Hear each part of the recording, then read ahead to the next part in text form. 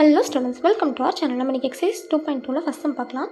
given question என்ன அப்படினா n belongs to natural number அப்படிங்கும்போது 4 power nல nக்கு எந்த வேல்யூ நம்ம சப்ஸ்டிட்யூட் பண்ணோம் அப்படினா நமக்கு அந்த டேர்ம் வந்து r ல முடியும்னு கேட்டிருக்காங்க. இப்போ நீங்க ஆன்சரை பாருங்க. இப்போ நான் n = 1 2 3 அப்படினு சொல்லிட்டு எடுத்துர்க்கேன். ஏனா நேச்சுரல் நம்பர் இயல் எண்கள்னு அவங்க கொடுத்துட்டாங்க இல்லையா? அப்ப நான் 4 ன் அடுக்கு 1 அப்படினு எடுக்கும்போது எனக்கு விடை வந்து என்னன்னு கிடைக்குது 4. அதே 4 ன் அடுக்கு 2 ன்னு கிடைக்கும்போது என்னோட விடை என்ன கிடைக்குது 16. இந்த மாதிரி நான் கண்டுபிடிக்கிறேன். இப்போ நம்ம கேள்வி கொடுத்திருக்காங்க r ல முடியணும். அப்போ இது r ல முடிஞ்சிருக்கு, இது r ல முடிஞ்சிருக்கு. அப்போ இது r ல முடியும்போது என்னோட n ஓட மதிப்பு என்னது 2.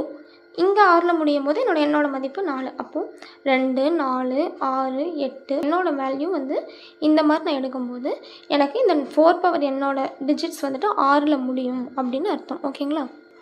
இப்போ இதுக்கு ரிசல்ட் எழுதும்போது the number 4n ends with the digit 6 for all even natural numbers. அப்போ இரட்டை எண்ணாக இருக்கும்போது நமக்கு முடியுதா? அதனால் இந்த மாதிரி ப்ரூஃப் எழுதிக்கணும். ஓகேவா? இப்போது செகண்ட் சம் பாருங்கள். என்ன கேள்வி கொடுத்துருக்காங்க? mn இது ரெண்டுமே வந்துட்டு நேச்சுரல் நம்பர். அப்போ 2 power n into 5 power m அப்படின்னு நம்ம பெருக்கும்போது எனக்கு விடை 5ல் முடியணும். ஓகேவா?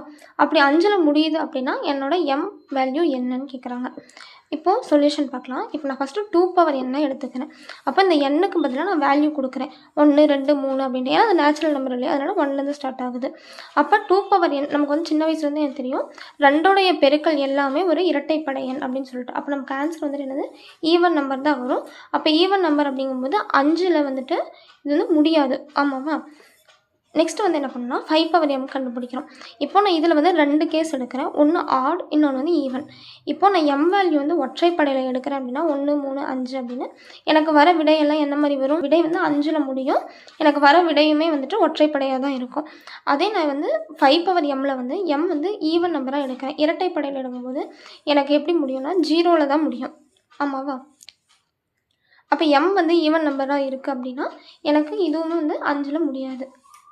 இப்போ நான் 2 எண்ணையும் பெருக்கிறேன் அப்படின்னா எந்த ஒற்றைப்படை எண்ணை வந்து நம்ம 2ஆல் பெருக்கும்போது நமக்கு விடை வந்து இரட்டைப்படைன்னு தான் வரும்.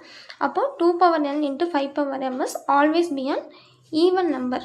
அப்போ தேர்ஃபோர் நோ வேல்யூஸ் நமக்கு வந்து வரவே வராது. 5ல் கண்டிப்பாக முடியாது. அப்போது இரட்டை எண்ணாக தான் நமக்கு வரும். அதனால நமக்கு இப்படி ஒரு பாசிபிலிட்டியே கிடையாது. 5ஓட எந்த நம்பரை பெருக்கினாலும் நமக்கு இரட்டைப்படையில் தான் முடியுமே ஒழிச்சு 5 அப்படிங்கிறது ஒற்றைப்படை, அதில் வந்து முடியாது. அதுக்கு வந்து ரிசல்ட் வந்து இப்படி எழுதிக்கோங்க. ஒரு எக்ஸாம்பிள் கொடுக்குறேன் பாருங்கள். இப்போ 2ஓட பவர் வந்துட்டு 1 5ஓட பவர் 1 அப்படின்னு வச்சுருக்கேன் அப்படின்னா எனக்கு 2ஐயும் பெருக்கும்போது 10 தான் விடை வரும். 2 × 5 இது 2 ஈவனாக எடுக்கிறேன் அப்படின்னா எனக்கு வந்து விடை 100 தான் வரும். அப்போ நமக்கு இது எல்லாமே 5ல் முடியணும். அப்போ இந்த மாதிரி நமக்கு எந்த பாசிபிலிட்டியும் கிடையாது. ஓகேவா? இப்போ தேர்ட் சம் பார்க்கலாம். என்னென்னா HCF ஆஃப் இந்த 2 நம்பர் வந்து கண்டுபிடிக்க சொல்லியிருக்காங்க. இப்போ இது ரொம்ப பெரிய நம்பராக இருக்குது இல்லைங்களா? அதனால நான் என்ன பண்ணுறேன், இதை வந்து நான் மல்டிபிள்ஸாக வந்து டிவைட் பண்ணி எழுத போகிறேன். இந்த டேர்மை வந்து இதில் வந்து 25 25ன்னு இருக்கனால நான் 25ஆலேயும் டிவைட் பண்ணுறேன்னு வச்சுக்கோங்க. இப்போ எப்படி எழுதுனா 125 சார் 25வா? இது ஒரு டைமு. நெக்ஸ்ட்டு இங்கே வந்து நம்மளால் எடுக்க முடியாது. அப்போ 0 ஆட் பண்ணிட்டு நெக்ஸ்ட் 2 டேர்ம் எடுக்கிறோம் 1. நெக்ஸ்ட்டு இந்த டேர்ம் வந்துட்டு நம்ம எடுக்கிறதுக்கு முன்னாடி 0 ஆட் பண்ணிவிட்டு ஒரு 1 ஆட் பண்ணுவோம். அப்போ நான் 25ஆல் டிவைட் பண்ணும்போது எனக்கு இந்த வேல்யூ கிடைக்குதா? நம்ம 25 இன்ட்டு அப்படின்னு சொல்லிட்டு எழுதிட்டு இந்த டேர்ம் நம்பர் வந்து நான் எழுதிக்கிறேன். அப்போ அதே போல் இதுவும் சேமாக தானே இருக்குது. இப்போ இது 36 அப்படின்னா இதை நான் 36 இன்ட்டு அப்படின்னு சொல்லி எழுதிக்கலாமா? இந்த மாதிரி நம்ம வந்து எழுதியிருக்கோம். இப்போ நெக்ஸ்ட் என்ன பண்ணணும்னா இந்த 2 நம்பர் இந்த 2 நம்பர் இப்படி வந்து பிரித்து எழுதியிருக்கேன் பெருசாக இருக்கனால. இதுக்கு நம்ம HCF கண்டுபிடிக்கணும். எதுக்குன்னா இந்த 25க்கும் இந்த 36க்கும். அப்போது 25க்கும் நான் 36க்கும் கண்டுபிடிக்கணும். 25 எப்படி எழுதலாம்? 5 × 5ன்னு எழுதலாம். அதாவது 5 ஸ்கொயர்டு. இதை 36 2 × 2 × 3 × 3 அப்போனா 2 ஸ்கொயர்ட் இன்ட்டு 3 ஸ்கொயர்ட். ஓகேங்களா? இப்போ பாருங்கள் இந்த வேல்யூ நம்ம ப்ரைம் ஃபேக்டரைசேஷன் பண்ணுறோம். 25 இருக்குது. இது நான் 5ஆல் பண்ணேன் அப்படின்னா 5 25 திரும்ப இந்த 5 1 வர வரைக்கும் இது பண்ணணும். இந்த மாதிரி நம்ம பண்ணோம்னா இந்த ஃபார்மேட்டில் கிடைக்கும். பட் பாருங்கள் நமக்கு காமனான டேர்ம் வந்து எதுவுமே கிடையாது. அப்போ காமனான டேர்ம் எதுவுமே இல்லை அப்படின்னா நமக்கு 1 வந்துட்டு எல்லா நம்பருக்குமே பொதுவானதாக தானே இருக்கும். அப்போ இதோட HCF வந்துட்டு 1 அப்படின்னு சொல்லிட்டு நம்ம எடுத்துக்கலாம். இப்போ நம்ம என்ன கண்டுபிடிச்சிருக்கோம்? அப்போ HCF ஆஃப் இந்த 2 நம்பரை எடுத்தோம் அப்படின்னா நம்ம இதிலோட கண்டுபிடிச்சோட மதிப்பு 1 அண்ட் இது 2ல் பொதுவாக இருக்கிறது இந்த டேர்மு. அப்போ இது 2ஐயும் நம்ம வந்து பெருக்கி எழுதிக்கணும். அப்போ நம்மளோட ஃபைனல் ஆன்சர் வந்து என்னவாக இருக்கும் அப்படின்னா 1 0 1 0 1. ஓகேவா? இப்போ ஃபோர்த் சம் பாருங்கள், 13,824க்கு 2 பவர் a இன்ட்டு 3 பவர் பிக்கு வந்து ஈக்குவலாக இருக்குது. அப்போ ஏ அண்ட் பி வேல்யூன்னு கேட்குறாங்க. இப்போ நம்ம வந்து இங்கே ப்ரைம் ஃபேக்டரைசேஷன், அதாவது பகாக்காரணி முறையை வந்து யூஸ் பண்ணுறோம். சாதாரண வகுத்தல் தான், பட் இந்த மாதிரி டாட் டிவிஷனில் நம்ம போடுறோம். இப்போ நார்மலாக எப்படி பண்ணுவோம், இந்த மாதிரி இருக்குங்களா டேர்மு, நான் 2ஆல் வகுக்கிறேன் அப்படின்னா 6 2 12, மிச்சம் 1 இருக்கும், அது இந்த 8க்கு முன்னாடி வச்சுக்கிட்டேன். அப்போ 9 2 18ங்களா. இப்போ நெக்ஸ்ட்டு இங்கே ஒரு 2 இருக்குது, ஒரு 2 2, 4 2 2 இருக்குது. இப்போ இந்த மாதிரி ஒவ்வொரு டேர்மாக நம்ம பார்த்துட்டே வரோம். பண்ணும்போது ஒரு சர்டன் பீரியடுக்கு மேலே என்னால் 2ஆல் வகுக்க முடியாது. அப்போ அடுத்தது பெரிய எண் 2க்கு அடுத்தது 3, 3ஆல் நம்ம வகுக்கிறோம். கடைசியாக இந்த மாதிரி 1 வரலும் நம்ம வந்துட்டு வகுத்துட்டு வரணும். சரிங்களா.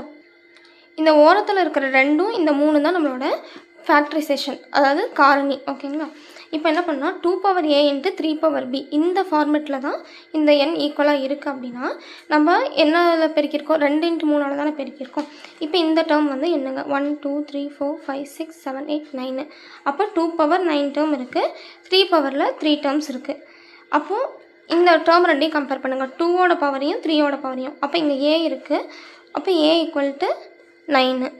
நெக்ஸ்ட்டு b 3ஓட பவர், அப்போ b ஈக்குவல் டு 3. இவ்வளோ தான் ஆன்சர். ஓகேவா. ஃபிஃப்த்து சம் என்ன சொல்லியிருக்காங்க, இந்த 1,13,400 அப்படிங்கிற நம்பர் வந்துட்டு இந்த மாதிரி நான் பகா காரணிப்படுத்தும் போது எனக்கு அமையும். அப்படி இருக்கும்போது எனக்கு இந்த பியோட மதிப்பும் எக்ஸோட மதிப்பும் கண்டுபிடிங்க. ப்ரீவியஸ் சம்மில் பவர் மட்டும் கண்டுபிடிச்சோம், இப்போ இந்த பேஸ் வேல்யூவும் நம்ம தான் கண்டுபிடிக்கணும்னு கொடுத்துட்டாங்க. சரிங்களா. இப்போது பிஎஃப்னா ப்ரைம் ஃபேக்டரைசேஷனு பகா காரணி முறைப்படி நார்மலாக நம்ம வகுக்கிறோம். அப்போது இந்த கட்டத்துக்கு மேலே என்னால் 2ஆல் வகுக்க முடியாது. 3 விட பெரிய 4, பட் 4ஆல் கடைசியாக 5ல் முடியறதுனால வகுக்க முடியாது. அதனால் நான் 5ஆம் வாய்ப்பாடு யூஸ் பண்ணுறேன். அப்போ வகுக்கும்போது எனக்கு 35. அப்போ இந்த 35 வந்து எப்படி இருக்குன்னா 35 5. அப்போ எத்தனை 5 35 அப்படின்னா 7 5 35, அந்த 7 அதுக்கப்புறம் இங்கே டிவைஷனு. இப்போ 7 எந்த எண்ணால் வகுப்பட்டா நமக்கு வந்து 1 வரும், 7ஆல் வகுத்தா அப்போ 1 7. இந்த மாதிரி தான் நம்ம வந்துட்டு மெத்தட் சைடில் யூஸ் பண்ணணும். சரிங்களா. அப்படி கடைசியாக 1 வரைக்கும் இது பண்ணுறோம். இப்போ நம்ம இந்த பவரை வந்துட்டு பிரித்து எழுதணும். கேள்வியிலேயே வந்துட்டு அசெண்டிங் ஆர்டர்னு கொடுத்துருப்பாங்க, அதாவது ஏறு வரிசை, சின்ன நம்பர்லேருந்து பெரிய நம்பருக்கு. ஓகேங்களா. 3 5 என்ன நம்ம கண்டுபிடிச்ச ஆர்டர்லேயே. இப்போ 2 அப்படிங்கிறது நம்ம எத்தனை டைம் வகுத்துருக்கோன்னு பாருங்கள், 3 டைம் வகுத்துருக்கோம். அப்போ 2 அடுக்கு 3. அதே போல் 3 வந்துட்டு 4 தடவை வகுத்துருக்கோம், 5 2 டைம், 7 1 டைம். இதெல்லாம் பண்ணோம் அப்படின்னா நம்ம வந்துட்டு இது எல்லாத்தையும் நம்ம பெருக்கணும் அப்படின்னா நமக்கு இந்த கேள்வி வருதுங்களா. நம்ம கொடுத்துருக்க கேள்வி ஈக்குவல்ட்டு இந்த டேர்ம், நம்ம கண்டுபிடிச்சிருக்க விடை இது. அப்போ இங்கே பாருங்கள், P1ங்கிற இடத்துல 2 இருக்குது, X1ங்கிற இடத்துல 3 இருக்குது. இதே போல் ஒவ்வொரு டேர்மும் கம்பேர் பண்ணுறோம். ஓகேவா. அப்போது இந்த P வேல்யூ எல்லாமே பேஸு. இப்போ பேஸில் நமக்கு என்ன கொடுத்துருக்கு, 2 3 5 7. நெக்ஸ்ட்டு எக்ஸ் அப்படிங்கிறதெல்லாம் வந்து பவர்ஸு. அப்போது 2ஓட பவர் 3, நெக்ஸ்ட்டு X2ஓட வந்து 3, அப்போ இதோட பவர் 4, நெக்ஸ்ட்டு 2, அடுத்தது 1. இந்த மாதிரி டேர்ம்ஸை கம்பேர் பண்ணி கண்டுபிடிச்சிக்கிறோம். அவ்வளோதான் நம்ம ஆன்சர். இப்போ 6th சம் பார்க்கலாம். இந்த 2 நம்பருக்கும் LCM அண்ட் HCF ரெண்டுமே கண்டுபிடிக்கணும். அதோட நம்ம ஃபஸ்ட்டு ஸ்டெப் என்ன அப்படின்னா பகா காரணி முறை தான். 408க்கும் 170க்கும் நான் தனித்தனியாக பகா காரணிப்படுத்தியிருக்கேன். ஓகேங்களா. இப்போ நான் 408 வந்து எப்படி எழுதியிருக்கேன், இதை சைடில் இருக்க பெருக்கல் எல்லாம் யூஸ் பண்ணி எழுதியிருக்கேன். அப்படி பண்ணோம் அப்படின்னா நமக்கு 2ல் வந்து எத்தனை மடங்கு கிடச்சிருக்கு, 3 மடங்கு கிடச்சிருக்கு. அதே மாதிரி 3 அப்படிங்கிறது ஒரு முறை வந்திருக்கு, 17ம் ஒரு முறை வந்திருக்கு. சரிங்களா. இப்போ இதே போல் 170 பாருங்கள், எல்லாமே ஒவ்வொரு முறை தான் இருக்குது. இதை நான் எழுதும் போது இங்கே எழுதிக்கிறேன். இப்போ நம்ம இந்த 2 நம்பருக்கும் HCF ஃபஸ்ட்டு எப்படி கண்டுபிடிக்கிறதுன்னு பார்க்கலாம். இப்போ HCF அப்படின்னா என்னென்னா மீ பொது வகுத்தல். அப்படின்னா இருக்கிற எண் வந்துட்டு 2லேயுமே பொதுவாக இருக்கணும் அண்ட் குறைவான அடுக்குகளை கொண்டதாக இருக்கணும். சரிங்களா. இப்போ பாருங்கள், 2ங்கிற டேர்மும் 17ங்கிற டேர்மும் தான் வந்துட்டு 2லேயுமே இருக்குது. ஆமாவா. அப்போ நம்ம முதல்ல பொதுவான டேர்ம் என்னென்னு கண்டுபிடிச்சிட்டோம், 2ம் 17ம். இதில் குறைவான அடுக்கு என்னென்னு பார்க்கணும். இப்போ இந்த 17 அப்படிங்கிறது 2லேயுமே ஒவ்வொரு முறை தான் வந்திருக்கு. ஸோ இதோட அடுக்கு 1 தான். இப்போது இது 2 அடுக்கு பாருங்கள், 3ன்னு ஒரு தடவை வந்திருக்கு, 2 அடுக்கு 1ன்னு இருக்குது. அப்போ பொதுவாக நம்ம எடுக்கும்போது 3, 1, இது 2 சின்ன எண் எதுன்னு பார்க்கணும். அப்போ 1, அப்போ 2 அடுக்கு 1. அப்போ குறைவான அடுக்குகளை வந்துட்டு எழுதணும், பொதுவான மற்றும் குறைவான அடுக்குகள். ஓகேங்களா. எடுத்துக்கிட்டோம் அப்படின்னா இதுதான். அப்போ 2 அடுக்கு 1னா 2 தான். அப்போ 17 அடுக்கு 1னா 17 தான். இப்போ 17 × 2 34 கண்டுபிடிச்சிட்டோமா. நெக்ஸ்ட் என்ன பண்ணணும் அப்படின்னா LCM கண்டுபிடிக்கிறதுக்கு. LCM கண்டுபிடிக்கிறதுக்கு காமன் டேர்ம் எல்லாம் கிடையாது. இதில் இருக்கிற எல்லா ப்ராடக்ட்ஸும் எடுத்துக்கணும். இப்போ 2 எடுத்திருக்கேன், 3 எடுத்திருக்கேன், அடுத்தது இங்கே 5 இருக்குது, இங்கே 17 இருக்குது. எல்லா எண்ணும் ஒவ்வொரு முறை தான் எடுக்கணும். அண்ட் இருக்கிறதுலேயே ஹையஸ்ட் பவர்ஸ் வந்து எடுக்கணும். அப்போ இங்கே 2 பவர் 1 2 பவர் 3ல் எது பெரிய நம்பர், 3 தான் பெரிய நம்பர். அப்போ இங்கே நமக்கு 2 அடுக்கு 3. அதே போல் 3 அடுக்கு 1 5 அடுக்கு 1 இது எல்லாத்தையும் நம்ம பெருக்கி இதுதான் நம்மளோட ஃபைனல் ஆன்சர். ஓகேங்களா? இப்போ நம்ம வந்து 7th கொஷின் பார்க்கலாம். இதில் கிவன் கொஷின் என்ன அப்படின்னா, இந்த 3 நம்பரை யூஸ் பண்ணி நான் வந்துட்டு ஒரு மிகப்பெரிய ஒரு 6 டிஜிட் நம்பரை வந்து என்னால் டிவைட் பண்ண முடியும் அப்படிங்கிற பட்சத்தில் அந்த எண் என்னென்னு கண்டுபிடிக்கணும். இதுக்கு முதல்ல இந்த 3 எண்ணுக்கும் நம்ம வந்து எல்சிஎம் கண்டுபிடிக்கிறோம். அப்போது நார்மல் பகாக்காரணி முறை தான். இங்கே எத்தனை தடவை இருக்குது? 3 தடவை இருக்குங்களா? நெக்ஸ்ட்டு இது ஒரு தடவை இது 2ம் சரி 3யும் சரி 2 டைம் வந்து நம்ம இது பண்ணியிருக்கோம். அப்போ எல்சிஎம் கண்டுபிடிக்கும் போது என்ன பண்ணணும்? எல்லா எண்ணையும் எடுத்துக்கணும் வித் ஹையஸ்ட் பவர். அப்போ 2ல் வந்து ஹையஸ்ட் பவர் எவ்வளோ இருக்குது? 3 இருக்குது. நெக்ஸ்ட்டு 3ல் ஹையஸ்ட் பவர் 2 இருக்குது. அண்ட் 5 அப்படிங்கிறது ஒரே ஒரு முறை இருக்குது. இப்போது 2 கியூப் அப்படின்னா 3 தடவை 2 பெருக்கும் போது 8. Next 3 square 9. இப்போது 5 அதை அப்படியே வந்து பெருக்கணும் அப்படின்னா 360 தான் வந்துட்டு நம்மளோட எல்சிஎம். சரிங்களா? இது வந்து எல்சிஎம்மு. இப்போ நான் வந்து எல்சிஎம் கண்டுபிடிச்சிட்டேன். இப்போ நான் எல்சிஎம் கண்டுபிடிச்சதுக்கப்புறம் என்ன பண்ணணும்? வந்து மிகப்பெரிய 6 இலக்க எண் என்னென்னு கண்டுபிடிக்கணும். அப்போது மிகப்பெரிய 6 இலக்க எண் எதுனா? இப்போ மிகப்பெரிய ஈரலக்க எண்ணா 99ன்னு சொல்லுவோம். அப்போ அதே போல் மிகப்பெரிய 6 இலக்க எண் அப்படிங்கும்போது 6 தடவை 9 வச்சு இது பண்ணணும். நம்ம கண்டுபிடிச்ச எல்சிஎம் வந்துட்டு 360. இதனால் நம்ம வந்து வகுக்கணும். சரிங்களா? இது நான் வந்து ரஃப் ஒர்க்காக உங்களுக்கு வந்து கொடுத்துருக்கேன் இந்த வகுத்தல். நீங்கள் வந்துட்டு எக்ஸாம் பேப்பரில் கூட ரஃபாக சைடில் பண்ணிவிட்டு நமக்கு இந்த ஈவும் மீதி மட்டும் தெரிஞ்சால் போதும். ஓகேவா? இந்த மாதிரி நான் ஈவும் மீதியும் வந்து கண்டுபிடிச்சிட்டு இந்த வகுத்தல் எழுதும்போது நம்மளோட குவேஷன் எழுதி வித் ஆர் அப்படிங்கிறது ரிமைண்டர் 279. தமிழில் எழுதும்போது ப்ராக்கெட்டில் மீதின்னு சொல்லி எழுதிக்கோங்க. இப்போ நம்ம என்ன பண்ணோன்னா அந்த பெரிய எண் பொதுவாக இருக்க அந்த பெரிய எண்ணிலேருந்து நமக்கு இருக்க மீதி வேல்யூ இருக்குது இல்லைங்களா? அந்த 279 அதை வந்து நான் கழிச்சுக்கிறேன். அப்போ அதுதான் என்னோடய ஃபைனல் ஆன்சர். ஓகேங்களா? வந்து 8th சம் பார்க்கலாம். கிவன் கொஷின் என்ன அப்படின்னா, இந்த 3 எண்ணால் நான் ஒரு மிகச்சிறிய எண்ணை வகுக்கும்போது எனக்கு வந்து ரிமைண்டர் வந்து 7 வரும் அப்படின்னு சொல்லியிருக்காங்க. ஆஸ் யூஷுவல் நம்ம எல்சிஎம் கண்டுபிடிக்கிறோம் பகாக்காரணி முறையை வந்து பயன்படுத்தி. அப்போது 5 எத்தனை தடவை வந்திருக்கு? ஒரு தடவை. 7 வந்து ஒரு தடவை வந்திருக்கு. 2 அப்படிங்கிறது 3 தடவை வந்திருக்கு. 7 ஒரு தடவை வந்திருக்கு. இது ஒரு தடவை, இதுவும் ஒரு தடவை. அப்போ நான் எல்சிஎம் எப்படி கண்டுபிடிப்பேன்? இருக்கிற எல்லா எண்ணையும் எடுத்துக்கணும் வித் ஹையஸ்ட் பவர். ஓகேங்களா? அப்போது 2ஓட அதிகபட்ச மடங்கு எவ்வளோ? 3. 5ஓட அதிகபட்ச மடங்கு 1 அண்ட் இது எல்லாத்துக்குமே 1 தான். இப்போ இந்த எண்கள் நான் பெருக்கினோம்னா அப்போ 2 கியூப் அப்படிங்கும்போது 8 நமக்கு வரும். அப்போ 8 இந்த ரிமைனிங் டேர்ம்ஸ் நான் பெருக்கும்போது எனக்கு இந்த ஆன்சர் வந்து வரும்.